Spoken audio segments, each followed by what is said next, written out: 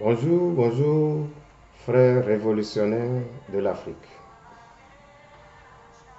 Pour vous qui avez suivi déjà les précédentes vidéos, c'est la continuité sur le même thème que nous sommes en train de débattre, c'est-à-dire l'esclavagisme mental de l'Afrique. Alors, comme vous pouvez déjà écouter et noter dans mes discours, dans les vidéos précédentes, que le problème qui ruine l'Afrique, ce n'est pas un problème d'ordre politique ni financier, mais c'est un problème mental. Et pour résoudre un problème mental, on n'a pas besoin de faire la guerre. On n'a pas besoin de se tuer. On a besoin d'enseigner, d'éclaircir ce problème et trouver une solution qu'on appelle la prise de conscience. Changement de mentalité. Et quand nous serons informés sur le point crucial qui détruit l'Afrique, nous allons voir que vraiment les choses vont s'améliorer. Il y aura un grand changement en Afrique. Et donc, nous avons défini déjà l'esclavagisme mental comme un problème d'ordre psycho-mental, psycho-spirituel, qu'on doit toucher à l'intérieur d'un Africain pour le réveiller. Et nous avons donné l'exemple d'une poule, bien d'un coq qu'on a attaché par une corde et qu'on a laissé pendant des jours, voire des mois. Quand vous allez le détacher, il ne va pas se rendre compte que vous l'avez détaché. Il ne va pas noter que vous allez, ou bien il est devenu libre. Je parle d'un coq que vous avez attaché. Faites l'exemple dans vos maisons. Vous allez le rappeler pour me dire que c'est vrai. Parce que ça, c'est un exemple pratique et palpable. Donc, les choses qui tournent autour de nous doivent nous enseigner. Alors, si l'Afrique a traversé des moments cruciaux comme l'esclavagisme, et puis, arrivé à un moment donné, on lui dit, vraiment, tu es libre, sans toucher la conscience du réveil. Disons le réveil spirituel et le réveil mental. Parce que je vous parle des choses psycho-spirituelles. Et donc, si on ne le réveille pas sur le plan spirituel et sur le plan mental, il ne peut jamais commencer à marcher. Et je vous avais donné déjà un exemple sur un fou. Si vous prenez un fou et vous lui donnez des milliards, et vous pensez qu'il va réaliser quelque chose, il ne va jamais réaliser quelque chose de bon parce que mentalement, il n'est pas correct. L'Afrique, comme je vous ai déjà rappelé, n'a pas suivi seulement la traite négrière. Avant l'arrivée même de la traite négrière, il y a la vente d'hommes qui se faisait entre les peuples africains. Et je vous dis que dans l'histoire jusqu'à un temps récent, si quelqu'un a de dettes envers son ami et qui n'arrive pas à payer, il peut donner son enfant pour aller travailler pendant des années pour payer son ami, et quand il va finir de payer, il revient à la maison. C'est pour ça nos parents avant, ils faisaient beaucoup d'enfants pour toutes ces questions-là. Allez vérifier dans vos peuples, à vérifier dans vos histoires, vous allez noter cela. Donc, il y a beaucoup de populations africaines qui a été gênée mentalement parce qu'à cause de la servitude, il y a beaucoup n'arrivent plus à décider eux-mêmes. C'est le cas du poulet que je vous ai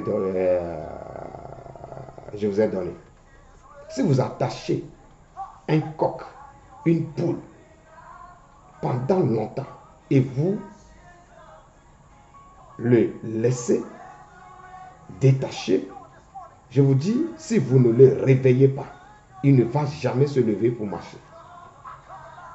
C'est ça le cas de l'Afrique. L'Afrique a passé beaucoup de temps dans la servitude. Et donc, si on dit qu'aujourd'hui l'Afrique est libre, je vous dis, si on ne l'a pas réveillé mentalement, il ne peut pas marcher. Et donc, nous avons vraiment débattu, nous avons éclairci beaucoup de points dans les vidéos précédentes. Mais aujourd'hui, nous allons voir encore un autre point essentiel que vous allez noter dans la vie d'un esclave. Parce que, je vous dis, être esclave, c'est être dépendant de quelqu'un d'autre. C'est avoir toujours un patron, sinon tu ne peux pas décider.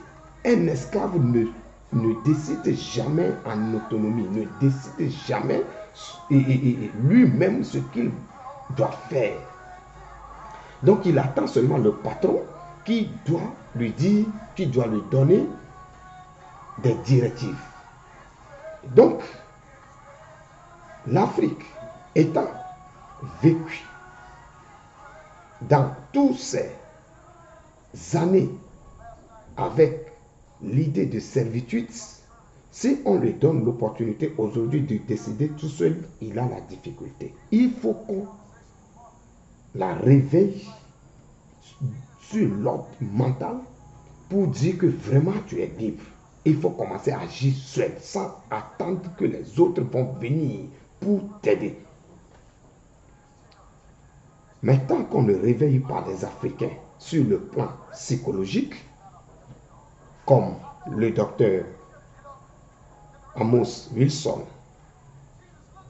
depuis 1941 à 1995, enseignant ou bien professeur de la psychologie dans l'université de New York, l'avait dit,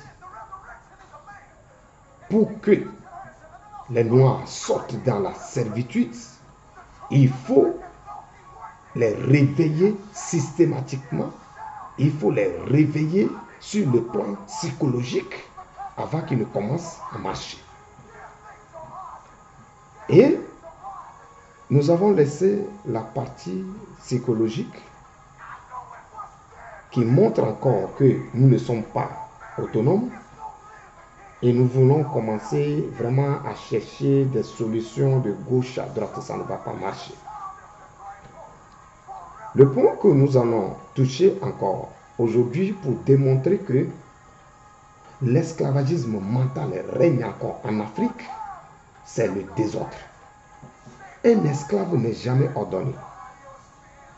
Un esclave, c'est quelqu'un qui reçoit des ordres et qu'il a besoin d'être dirigé chaque fois. Donc, mettre l'ordre dans sa vie, lui-même décider et mettre l'ordre dans sa vie, il ne le fera jamais. Donc, nous allons parler à travers cette vidéo ce qu'on appelle mettre l'ordre dans la vie de quelqu'un. Et donc, comme nos parents, ils ont subi des traumatismes à travers nos comportements nous-mêmes, ils ont passé ces comportements de génération en génération.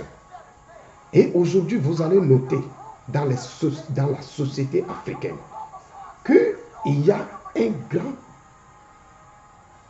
désordre, un problème vraiment sur le plan d'organisation pour nos sociétés. On va commencer dans nos services publics. Vous allez noter que en Afrique, pour aller faire seulement la carte d'identité, prenons un exemple de la carte d'identité. Je vous garantis que encore dans certaines sociétés, vous allez noter que si tu arrives même le matin à 6 heures et toi tu as fait le rang, il y a des gens qui vont arriver à 8 heures, ils vont te dépasser dans le rang pour aller faire leurs documents et ressortir parce qu'ils connaissent quelqu'un dans le bureau là-bas.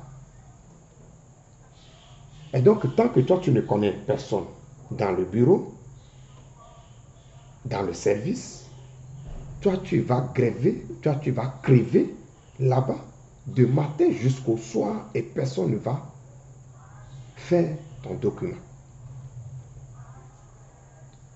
Donc, nos services sont désordonnés parce que dans notre tête, il y a le désordre.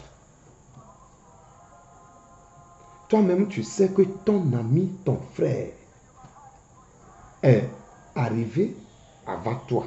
Et lui aussi, il est là pour faire le même document que toi.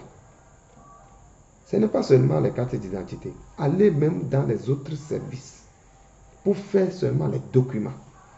Vous allez noter cela, qu'il y a une désordre inutile qui gêne l'organisation de nos sociétés.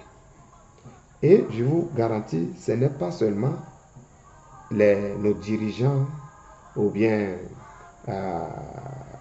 les directeurs qui vont venir avec des bâtons pour taper celui-ci, celui-là, pour qu'ils respectent le rang. Non. C'est nous-mêmes. À l'intérieur de nous-mêmes, nous devons avoir le respect humain. Okay. Je vous dis que sur cette plateforme, nous allons nous dire la vérité. On ne peut pas demander qu'un président descend dans nos bureaux pour nous dire que vraiment ton frère est arrivé pour faire ces documents avant toi, donc il faut respecter ton frère, tu dois rester derrière le frère et les choses vont vraiment s'organiser et chacun va passer à son tour dans le bureau pour faire ses cartes, ses documents. On n'a pas besoin qu'un blanc, qu'un étranger, qu'un ministre nous dise cela. Mais tout le monde crie, il y a corruption, tout le monde crie, il y a des désordres, tout le monde crie de gauche à droite. Alors, je vous dis, le problème, c'est nous tous. Le problème n'est pas seulement une seule personne pour dire, ah, c'est le gouvernement, pour dire, c'est les politiciens, pour dire, c'est des ministres, ce pays, il y a de corruption, il y a de désordre. Toi qui sautes les rangs, toi qui sautes ton frère parce que tu connais quelqu'un dans le bureau là et tu ne veux pas respecter l'ordre d'arriver. Tu veux sauter les gens pour aller faire ton document tout en sachant que celui qui est arrivé avant toi, lui aussi c'est un homme. Il est venu pour faire ses cartes et il doit faire ses documents. Mais toi, tu sautes ton frère pour aller chez ton ami, chez ton frère, chez quelqu'un que peut-être tu vas glisser un 100 francs pour pouvoir bypasser l'ordre qui a été établi pour pouvoir faire les documents là. Toi qui as brisé tout l'ordre là pour aller donner quelque chose. Et toi, tu penses que ce n'est pas la corruption? Toi, tu penses que ce n'est pas le désordre que tu es en train de semer? Tu penses que c'est ça qu'on appelle l'ordre? Tu es un esclave. C'est l'esclave qui agit comme ça. Il ne respecte pas ses frères. Il sème le désordre. Mentalement, il y a beaucoup d'entre nous que ça ne fonctionne pas. Il faut qu'on commence à penser, à réorganiser notre vie. Le point de désordre, c'est très important. Tu ne peux pas devenir riche si tu n'es pas ordonné. Je vous le garantis. Demandez à tous les riches du monde entier que est-ce que quelqu'un peut devenir riche en désordre, dans le désordre. Il n'y en a pas. Il faut être ordonné. Il faut être dynamique. Il faut être quelqu'un qui est programmé dans la tête, vraiment stable dans la tête. Celui qui peut agir conformément à la loi, celui qui respecte l'ordre. C'est lui qui peut avoir l'accès à la bénédiction terrestre. Et jusqu'à, même dans les églises, quand nous savons que Dieu, c'est quelqu'un d'autre. Non? Quand tu rentres parfois dans nos lieux de culte, c'est des désordres qui est semé un peu partout. On ne sait pas qui est qui fait quoi, qui dit quoi, tout est désordonné. Mes amis, ça vient de la mentalité esclavagiste, mentalité de l'esclavagisme que nous avons. Nous devons sortir complètement dans cette mentalité. Nous devons respecter nos frères. Nous devons commencer à mettre l'ordre. Nous devons commencer maintenant à respecter qui est arrivé avant nous. Je vais vous donner encore un exemple et puis on va terminer sur ça parce qu'il y a d'autres points qui vont suivre dans les autres vidéos. Si vous allez en Europe, dans beaucoup de bureaux, pour mettre de l'ordre, ils ont mis des étiqueteuses ou bien des numéros. Et quand tu arrives, tu prends ton numéro, tu peux aller s'asseoir. Mais si ces appareils ont des pannes, les gens, quand ils arrivent, ils demandent qui est le dernier. Allez un peu partout dans les bureaux en Europe, aux États-Unis, en Chine, vous allez trouver cela. Ils demandent qui est arrivé le dernier. La personne dit c'est moi. Et lui, il prend sa référence à partir de la personne là. Il sait que maintenant, c'est lui qui devient maintenant le dernier dans le rang. Même si les gens sont éparpillés et chacun s'assoit dans des bureaux ou bien sur les chaises en désordre, tout le monde sait qui est devant lui. Et ça ne cause jamais de problème. Même si vous arrivez dans les supermarchés, quelle qu'en soit la ligne, les fils des rangs qui sont là, sauf dans le cas où tu vois que ton ami ou bien ton voisin, il a acheté seulement une boîte de lait. Et toi, tu as une charge ou bien de carrel rempli de beaucoup de choses. Tu lui donnes l'espace de passer devant parce que le temps qu'il va utiliser, c'est peu.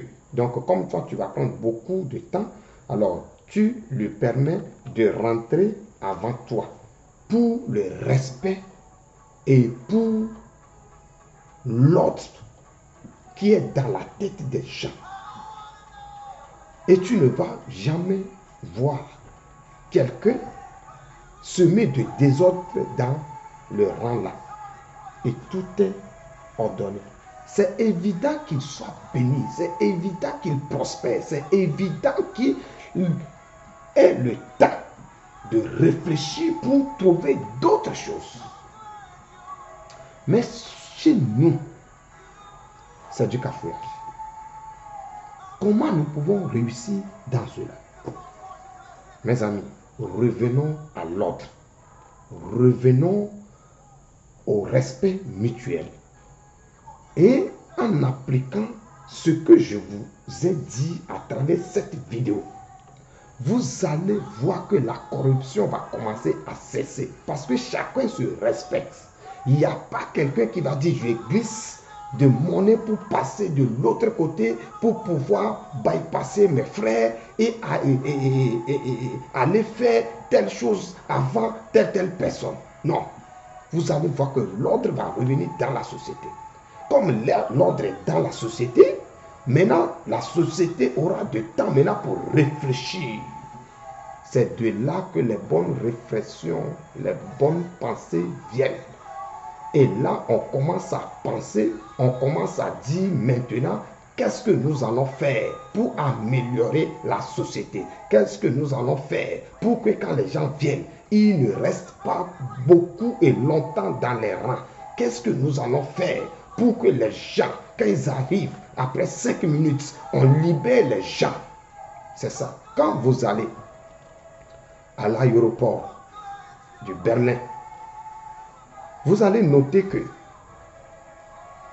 vu qu'ils ont expérimenté qu'il y a beaucoup de gens qui viennent pour prendre de vol de gauche à droite, ils ont automatisé les sorties, les allées et même les bagages. Tu viens, toi-même, tu peux peser ton bagage et puis de là, même ton ticket, tu passes à travers les machines et rapidement tu es enregistré et puis tu peux passer.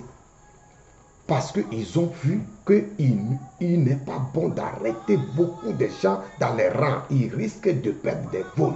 Donc si vous avez l'ordre, alors la sagesse va venir. Vous allez commencer à penser pour améliorer la chose. Mais tant qu'il y a des autres, on ne peut rien améliorer. Vraiment que Dieu vous bénisse. Qu'on commence à revenir sur l'ordre. Et à partir de là, les bonnes choses, les inventions vont commencer à venir et nous allons améliorer les choses. Merci beaucoup.